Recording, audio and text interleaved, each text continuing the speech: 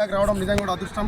ఎందుకంటే ప్రజలు స్వచ్ఛందంగా మోడీ గారు వస్తుడు, మోడీ గారు రాముని గుడి ప్రారంభించుకొని మరి మా దగ్గర రావడం నిజంగా సంతోషమైన. ప్రజలంతా స్వచ్ఛందంగా మరి ఈరోజు వాళ్ళకు వాళ్ళే మరి వస్తూ ఉన్నారు. పెద్ద ఎత్తున తరలిస్తాం అన్నా మేము ఈ సభను సక్సెస్ చేయాలి. అదేవిధంగా పెద్ద ఎత్తున మరి ఎలక్షన్ల ముందు ఫస్ట్ సభ తెలంగాణలో మనకి ఇవ్వడం నిజంగా కూడా పెద్దగా అవకాశంగా మేము భావిస్తాం. అదే అనేక అభివృద్ధి కార్యక్రమాలు ఇక్కడ నుంచి మరి వర్చువల్గా వారు ప్రారంభిస్తూ ఉన్నారు. జిల్లా యంత్రాంగం గత 15 రోజుల నుంచి పెద్ద ఎత్తున ఏర్పాటు చేసి మరి మూవ్మెంట్ చేస్తా ఉన్నాం.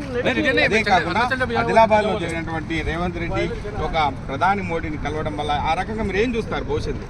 అభివృద్ధి ముఖ్యం. పార్టీలు ఏముంది, ఎలక్షన్లు అప్పుడే పార్టీలు, తర్వాత పార్టీలు ఏముంటాయి. పార్టీలు బిడ్డలు ఏమిలో మన రాష్ట్రం అభివృద్ధి కావాలంటే మోడీని కలవాల్సిందే, పనులు తీసుకోవాల్సిందే. ఫ్రెండ్లీ మూవ్మెంట్ ఉంటే మాత్రమే మరి రాష్ట్రం అభివృద్ధి అయితే. నిజంగా కూడా రేవంత్ రెడ్డి గారు చేసింది చాలా మంచిది. తెలంగాణ ప్రజలందరూ హర్షిస్తూ ఉన్నారు, ఇలా సంతోషిస్తూ ఉన్నాం. ఓకే, అంటే మేడిగడ్డ విషయంలో మహారాష్ట్రకు సంబంధించి ఒక ఒప్పందం కుదిర్చినట్లయితే మా పనులు సకాలంలో పూర్తయ్యేదని చెప్పి ప్రధాని కోరడం జరిగింది. మరి ఇక్కడ ఏం విషయాల్లో బయటికి వచ్చే అవకాశం ఉందని చెప్పచ్చు. ఇక్కడ దానిపైన ప్రధాని గారు స్పందిస్తారు.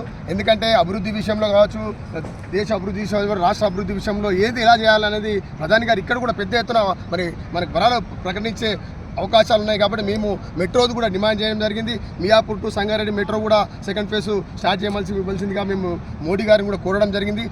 ఇంకా చాలా కార్యక్రమాలు ఉన్నాయి. అన్ని కూడా ఇంకా హైవేస్ కూడా కొన్ని డెవలప్ చేయమని వారికి అప్పీల్ చేయడం జరుగుతూ ఉంది. ఖచ్చితంగా మోడీ గారు సానుకూలంగా స్పందిస్తారని మేము ఆశాభావం వ్యక్తం చేస్తా ఉన్నాం. ఓకే, అంటే మోడీ గారి సభతో, విజయ సంకల్ప సభతో ఈ సంబంధించి ప్రోగ్రాం తీసుకున్నట్లయితే బీజేపీ శ్రేణుల్లో ఎటువంటి ఉత్సాహం రాబోతుంది భవిష్యత్తులో?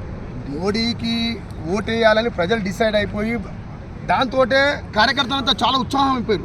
ఆ ఉత్సాహాన్ని మరీ రెట్టింపు చేయడానికి మోడీ గారు మన మెదక్ పార్లమెంట్కు రావడం నిజంగా కార్యకర్తలంతా హర్షిస్తూ ఉన్నారు. పెద్ద ఎత్తున యాక్టివ్ అయ్యి ఖచ్చితంగా మరి ఈ సభతో జైరాబాద్, మెదక్ రెండు కూడా భారీ మెజార్టీతో గెలిచని సంకేతాలు కార్యకర్తలు, ప్రజలు ఇస్తూ ఉన్నారు. ఈ యొక్క